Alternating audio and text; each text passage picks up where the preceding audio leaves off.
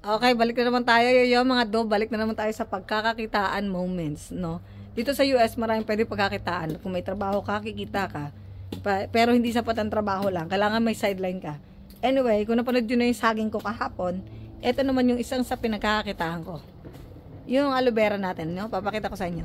Ito yung aloe vera na walang selan, no? Aloe vera to sa summer. Gusto nito ng napakainit na style. Ayaw nito yung sa lilim. Gusto nito yung tapat sa araw. At saka ito, tignan mo naman nun, nag-snow na lahat-lahat. Naambunan siya ng snow, pero hindi siya na-defrost. Matibay siya. So, ito yung klaseng aloe vera na to. Maraming beses ko na itong vinlog. Pero hindi ko pa na-vlog yung paano ko siya binibenta. So, ito kasi, mabilis itong dumami. Hindi katulad ng isang aloe vera. Abutin ka ng 10 years bago manganak yun. Ito, lalo pag summer mga do. Tingnan nyo to ha. Yan o. Nga lang, ang tinik nito masyado. Pero ito yung aloe vera na napakaganda sa buhok. Ihalo nyo to sa shampoo nyo. Yung ano niya, yung laman lang niya. I-blender nyo, tapos ihalo nyo sa shampoo nyo. Di ba yung shampoo, pag nagsha-shampoo ka, inaano mo rin naman yon. Nilalagyan mo ng, tawag ito, tubig, para bumula siya. I-try nyo lang guys, ihalo nyo to sa shampoo. Mabaho nga lang siya, tapos yung itsura ng buhok mo, parang may mga dandruff ka. Pero hindi yun, yun kasi yung pinaka, yung pinaka, niya, pulp ng aloe vera. Ayun siya, oh. Ang dami niya mag-anak. Isa pa itong isa niyang anak, oh. So, ito kasi kinuberan ko ng dito, ng tawag dito, yan, oh. Ng karton, para hindi magtubuan yung mga, itong mga salot, yung mga damo.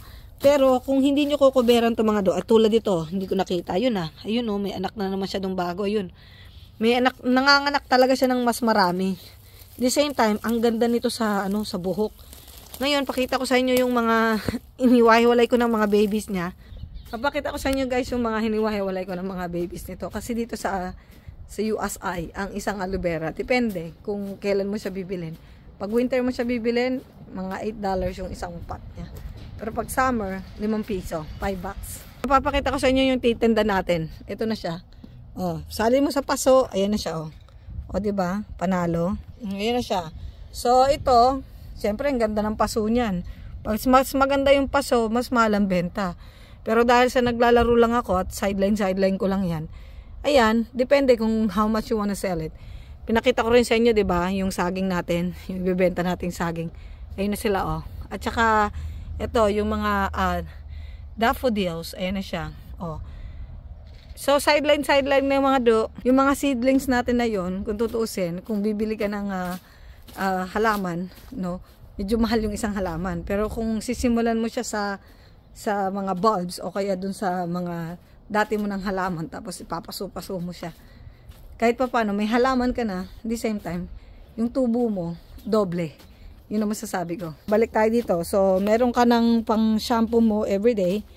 Hinahalo ko rin huto sa conditioner. May ganyan ka na. At the same time, may tendency na mag-anak siya ng mag-anak. May ibibenta ka at may ibibenta ka. Nga, at saka tumatibay to eh. So, yung pinagbentahan mo to, kung maayos lang mag-alaga, habang buhay, meron silang aloe vera. By the way, 5 years na ho to. Buhay pa rin siya.